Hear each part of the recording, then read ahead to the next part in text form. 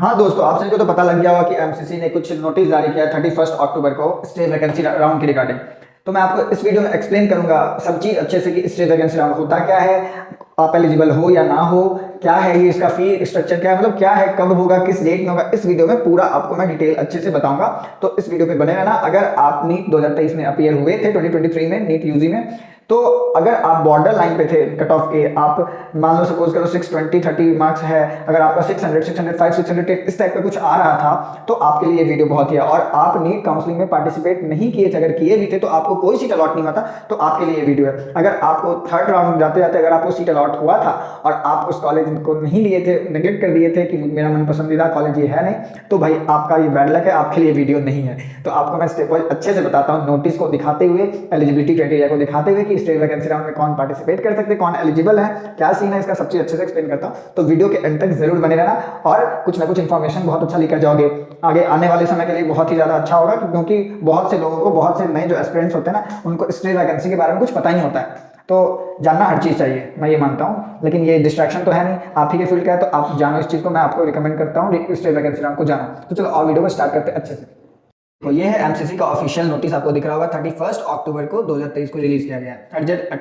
Urgent attendance candidates उन लोगों के लिए। तो आइए स्पेशली ये किसके लिए हो रहा है, स्पेशल स्टेट वैकेंसी राउंड, ये हो रहा है एमबीबीएस बीडीएस और बीएससी नर्सिंग वालों के लिए हो रहा है, सीट्स के लिए एआई कोटा और स्टेट कोटा के लिए हो रहा है। ठीक है, तो आइए सबसे मेन पॉइंट पे हम लोग चलते हैं। ये है आपका मेन पॉइंट। सबसे पहला हमें बताया गया है कि इस स्टेट वैकेंसी राउंड में कौन एलिजिबल नहीं है। देखो, अगर तुम्हें सीट मिल गया, तुम्हारा एडमिशन हो गया, तब तो बात छोड़ दो। अगर तुम्हें सीट नहीं मिला तो आप एलिजिबल हो। अगर आपको थर्ड राउंड तक कोई ना कोई सीट मिल चुका था बट आपने उस सीट को डिनाई कर दिया, मींस आपका वो मन पसंदीदा कॉलेज नहीं था, तो आप इसके लिए एलिजिबल नहीं हो। और उसके बाद आते हैं आपके सिक्योरिटी डिपॉजिट, मतलब फीस पे। अगर आपके कुछ पैसे लगेंगे, आपको पता है कि काउंसलिंग में कुछ पैसे लगते हैं, सबका अलग अलग होता है। ऑल इंडिया कोटा शायद 10,000 अराउंड होता है, मैं आपको इस पर वीडियो ला दूंगा नया, लेकिन समझो यहाँ पे अगर तुम स्टेट वैकेंसी राउंड में पार्टिसिपेट करते हो कुछ फी पे करके, ओके, आपको नया रजिस्ट्रेशन करना होगा, तो अगर आप फी पे करते हो, अगर आपको कोई भी सीट अलॉट नहीं होता एंड तक, तो आपके जितने सारे पैसे आपके से लिए गए सिक्योरिटी डिपॉजिट के रिगार्डिंग, तो आपको वापस वो रिफंड कर दिए जाएंगे। अगर सपोज अगर आपको कोई सीट मिल गया, कोई कॉलेज में आपको सीट अलॉट कर दिया गया लास्ट तक, और आप उस सीट को नहीं ले पाए, मतलब नहीं जा पाया कि मेरा ये पसंद का कॉलेज नहीं है, तो सबसे पहले आपको तो पैसे मिलेंगे नहीं वापस, वो फॉरफिटेड हो जाएंगे। और दूसरी बात, सबसे इंपॉर्टेंट और सबसे महत्वपूर्ण बात ये क्या है, यहाँ पे समझ लो, बहुत ही ध्यान से समझो। इसमें रजिस्ट्रेशन करने से पहले इस दिमाग में बैठा लेना कि तुम्हें रजिस्ट्रेशन करना है, तुम्हें आगे बढ़ना है या नहीं बढ़ना है। अगर तुम्हें इस राउंड के एंड में सीट मिल गया और तुमने उस सीट को छोड़ दिया, सोचा कि भाई मेरे मनपसंद का कॉलेज नहीं है, मैं अगले साल फिर से बैठकर एक अच्छा कॉलेज ले लूंगा या ले लूंगी, तो तुम भूल जाओ उस चीज़ को। तुम्हें पैसे तो मिलेंगे नहीं, सिक्योरिटी डिपॉजिट, और दूसरा आपको नेक्स्ट ईयर जो नीट होने वाला है, इट मीन्स कि 2024 जो होने वाला है, उसमें बैठने नहीं दिया जाएगा, तुम उस एग्जाम को नहीं दे सकते हो। क्लियरली लिखा हुआ यहाँ पे देख लो, forfeited and such candidate will be debarred from taking NEET exam for the next year। साथ क्लियरली लिखा हुआ है कि अगर तुम सीट को छोड़ते हो स्टेट वैकेंसी का, अगर मिला हुआ अलॉट हो रहा है तुम्हें, तो तुम नेक्स्ट ईयर एग्जाम में नहीं बैठ सकते नीट में। समझे, ध्यान रखना, अगर करना हो रजिस्ट्रेशन, तो अगर इस वैकेंसी में पार्टिसिपेट करना, तो इस पॉइंट को ध्यान रखना, सबसे मेन पॉइंट है। और नीचे आते हैं, देखो, अगर तुम किसी काउंसलिंग में पार्टिसिपेट किए, फर्स्ट सेकंड थर्ड राउंड नहीं आया होगा, आपका सीट नहीं आपको अलॉट किया गया, तो कोई दिक्कत नहीं, आप एलिजिबल हो, ले सकते हो। लेकिन आपको पता होगा कि कुछ स्टेट में सीट्स भर गए होंगे, कुछ स्टेट में नहीं भरे होंगे, कुछ स्टेट में बहुत खाली होंगे, कुछ स्टेट में बहुत कम खाली होंगे, तो आपको पता करना होगा आपके स्टेट कोटा के काउंसलिंग अथॉरिटी से। ठीक है, सारे ऑल इंडिया कोटा के सारे लोगों को, सारे जैसे आपने ऑल इंडिया कोटा से काउंसलिंग किया होगा, तो सारे स्टेट्स कोटे को भी भेज दिया जाता है कि आपके पास कितना ये है, सीट्स अवेलेबल है, आपके पास कितना ये है, आप कितने बच्चे ने पार्टिसिपेट किया, तो ऑल इंडिया कोटा के थ्रू सब कुछ स्टेट कोटा को भी भेज दिया जाता है। तो आप स्टेट कोटा अथॉरिटी से जाकर पता कर सकते हो कि सीट्स कितने, उसके हिसाब से तुम रजिस्ट्रेशन कर सकते हो यहाँ पे।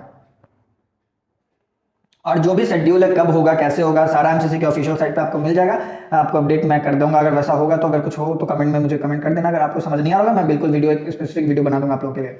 अब आइए कुछ जानते हैं ना, शेड्यूल भी आप लोग को मैं बता ही देता हूँ, बीएससी नर्सिंग, एमबीबीएस और बीडीएस का कब से क्या होगा। देखो, इस स्टेट वैकेंसी राउंड में तुम्हें अगर रजिस्ट्रेशन करना है, तो आप 31 अक्टूबर से लेकर 5 नवंबर तक पोर्टल खुला रहेगा।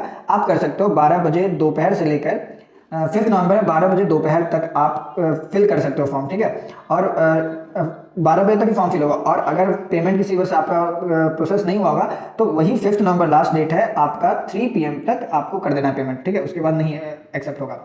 और अब देखो चॉइस फिलिंग कब होगा, चॉइस लॉकिंग और चॉइस फिलिंग कब होगा, वो आपका 1st नवंबर से लेकर 5th नवंबर तक में हो जाएगा। और आपका प्रोसेसिंग कब होगा, सीट अलॉटमेंट का प्रोसेसिंग कब होगा, 6th नवंबर और 7th नवंबर को होगा।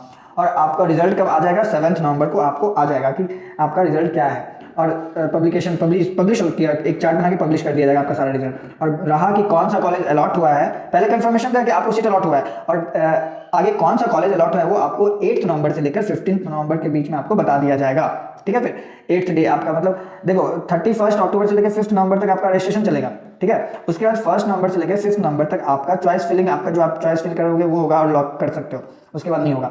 और 6th और 7th नवंबर को प्रोसेस होगा, जो आपने चॉइस फिल किया था आपके हिसाब से सारा वेरिफिकेशन होता है, वो प्रोसेस तो पता ही होगा आपको, वो प्रोसेस होगा। और 7th नवंबर को आपको डिक्लेयर कर दिया जाए कि आपको सीट मिला है या नहीं मिला है। और 8 नवंबर से लेकर 15 नवंबर तक आपको सीट ये जो भी रिपोर्ट किया गया है आपको वहां जाके एडमिशन लेना है, रिपोर्ट करना है अलॉटेड कॉलेज में, आपको जो मिला है कॉलेज। ठीक है, अच्छे से आपको पता चल जाएगा, आप कॉलेज लेकर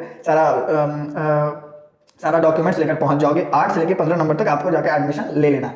ठीक है, फिर आई होप कि आपको बहुत ही अच्छे से वीडियो समझ में आई होगी। और भी कुछ अगर क्वेरीज हैं तो आप मुझे कमेंट बॉक्स में कमेंट करके पूछ सकते हो, मैं आपको जवाब वहाँ पे रिप्लाई कर दूंगा। ठीक है, फिर अब मिलते हैं नेक्स्ट वीडियो में किसी नए इन्फॉर्मेशन, अपडेट या फिर स्ट्रैटेजी या मोटिवेशन के साथ। तब तक के लिए बहुत अच्छे से पढ़ाई करते रहो। All the very best. अगर तुम्हें सीट नहीं मिला तो नेक्स्ट ईयर के लिए हम लोग 24 में नीट क्रैक करेंगे, सिंपल सी बात है, लगे रहेंगे। मैं मिलते हैं नेक्स्ट वीडियो में। ठीक है, चलो।